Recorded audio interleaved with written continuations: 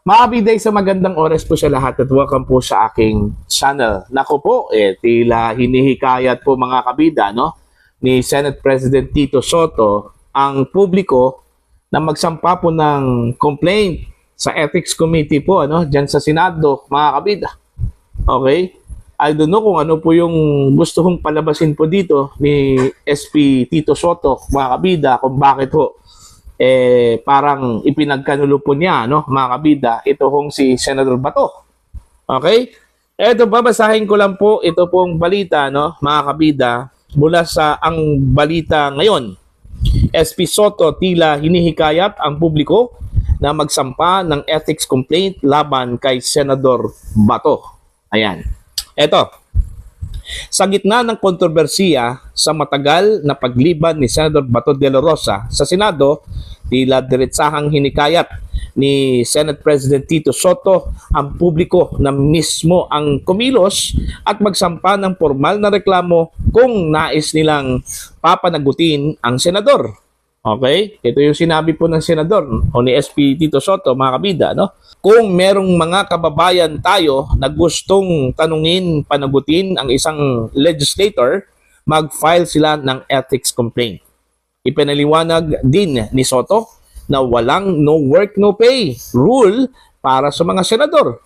Kaya patuloy ang sahod ni Senator Bato kahit hindi ito dumadalo mula noong nag-resume ang session noong November 10. Sa kabila ng kawalan ng komunikasyon mula kay Senator Bato, tiniyak ni Soto na functional pa rin ang opisina nito. Ngunit nananatiling bukas ang Ethics Committee para sa anumang reklamo mula sa publiko. Matatandaang lumutang ang balitang meron ng umanong arrest warrant ang senador mula sa International Criminal Court matapos ibahagi ni Ombudsman Boying Rimulya ang impormasyon sa isang press briefing.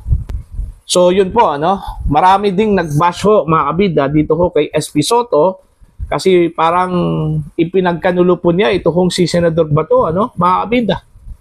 Sa halip po na protektahan niya ito dahil unang-una po threaten yung kanya hong liberty dito, mga kabida, because of doon ho sa napabalitang meron pong issuance po ang International Criminal Court na arrest warrant laban ho sa kanya, mga kabida. Kahit na po nagsalita na po ito hong kanila hong spokesperson, mga kabida, na so far isang kaso pa lang ang kanila hong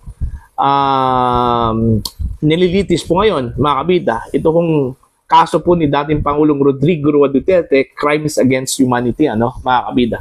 Pero para sa akin po, mga kabida, baka naman po gusto lang talagang maniguro ni Senator Bato de la Rosa, mga kabida, na hindi ho siya masilat sa mga otoridad. Kasi po, alam naman po natin, pag totoo yung report na meron pong arrest warrant at aarestuhin po ito hong si Senator Bato de la Rosa, mga kabida, automatic po yan. Idediretso po yan dun ho sa The Hague, sa International Criminal Court. Kagaya ho sa nangyari po kay dating Pangulong Rodrigo Roa Duterte, mga kabida. So, dapat, bilang Senate President, mga kabida, ito hong si Senator Tito Soto, dapat understanding ho ito, mga kabida, sa kalagayan ho ni Senator Bato de la Rosa. One time kasi, kung hindi ho ako nagkamali, meron pong binitawan na salita, ito hong si Senate President Tito Soto, na protektahan niya ito. Hindi ho pwedeng arestuhin ito hong si Senator Bato de la Rosa while nasa loob po ng Senado, mga kabida. Okay, pero dito ho sa kanyang ginawa na hinikayat po niya ito hong publiko na magsampa po ng ethics complaint, ibang usapan po 'yon, mga kabida. Parang hindi po siya ama ng Senado sa kanyang hong ginawa, 'Di ba sa ordinaryong pamilya po, mga kabida, ang ama mismo yung protector sa kanyang hong mga anak, Pero dito ho sa ginawa po ni Senator Tito Soto, parang wala po yung karakter na yan, mga kabida. Okay? Again, marami hong pumuna, mga kabida, doon ho sa action po ni Tito Soto, Okay? Kung tutuusin po, mga kabida, mas malala pa po yung nangyari ho kay Senator Ping Lacson. Okay? Nung time po na siya po ay pinaghahanap po ng batas, dahil ho sa kanya hong involvement di umano doon ho sa Dacer Corbito double murder case. Ano po, mga kabida? 1,000 hours po yon na wala ito hong si Senator Ping. Mga kabida, meron bang Senate President during that time, na hinikayat niya yung publiko na magsampa po ng kaso against Senator Ping? Meron bang Senate President during that time na ipinagkanulo po itong si Senator Ping? Wala. Okay? Ganun lang po yun eh. Kasi po, naintindihan po ng mga leaders ng Senado during that time, Abida. I think that was way back in 2010, Kasi po, during that time, sitting senator po itong si Senator Lacson. Yung kanyang term kasi, mga kabida, is from 2007 hanggang 2013. Okay, so nasa kaligitnaan po siya, ng kanyang termino during that time, mga kabida. So nagtago po itong si Senator Ping, hindi ho sumipot sa mga pagdinig, hindi ho sumipot sa mga sessions, mga kabida. Pero meron ka bang narinig mula sa kanilang leader? I don't know kung sino yung kanilang Senate President that time.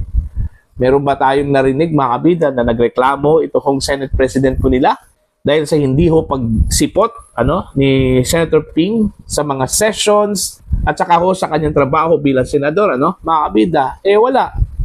Ngayon, ilang araw lang po na lumiban itong si Senator Bato de la Rosa, mga kabida, sa mga sessions at mga committee hearings, ganun na po yung asal po, ipinakita po ni Senator Tito Soto, mga kabida, diba?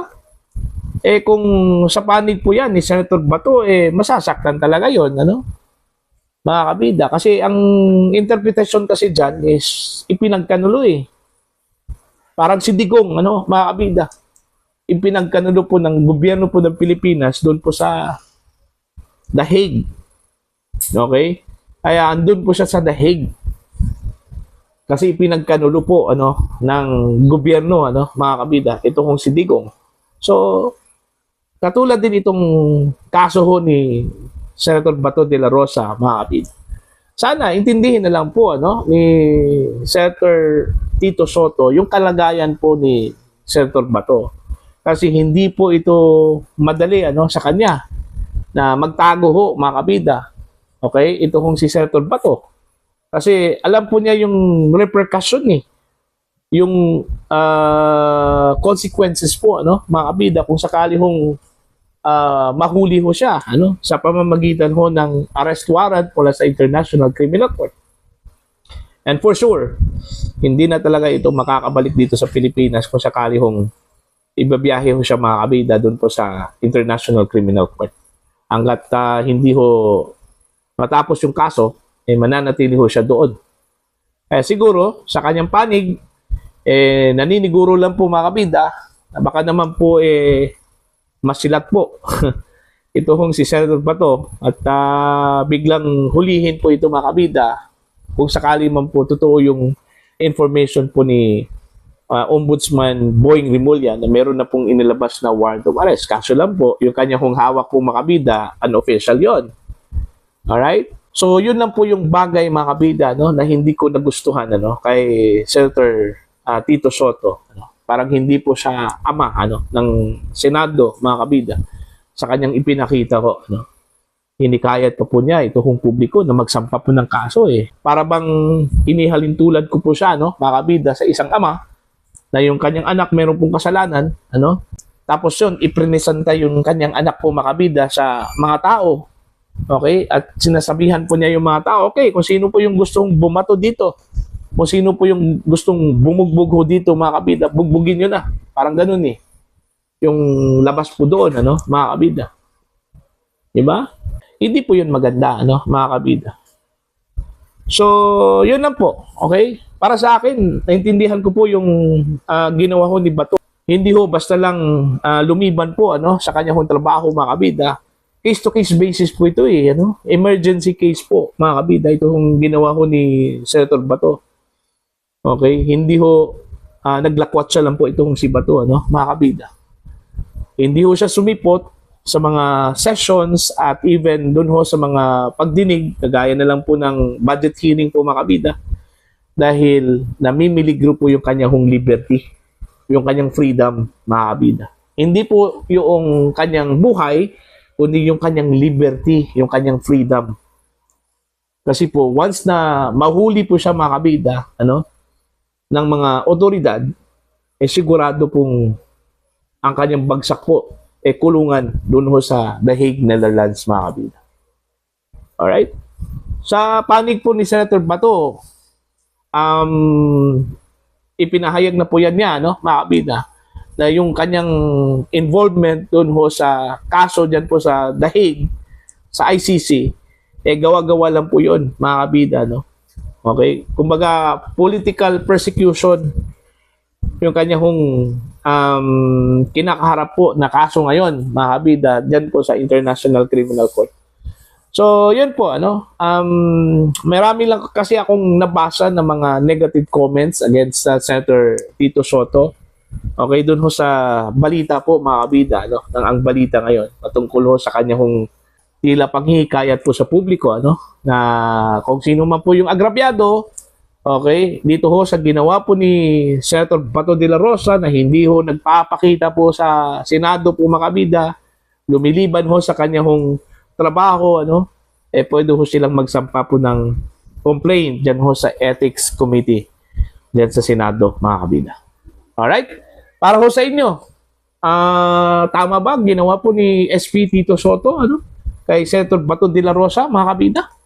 Na parang hinikayat po niya ang publiko, ang taong bayan, kung sino man po yung agrabyado, pwede ho silang magsampa ng reklamo laban ho kay Senator Bato de la Rosa. Please comment down. Sa mga hindi pa po subscriber sa aking channel, please subscribe. Just click the subscribe button, click the notification bell, click all para updated po kayo, mga kabida, sa aking mga uploads. Maraming salamat po sa inyo lahat.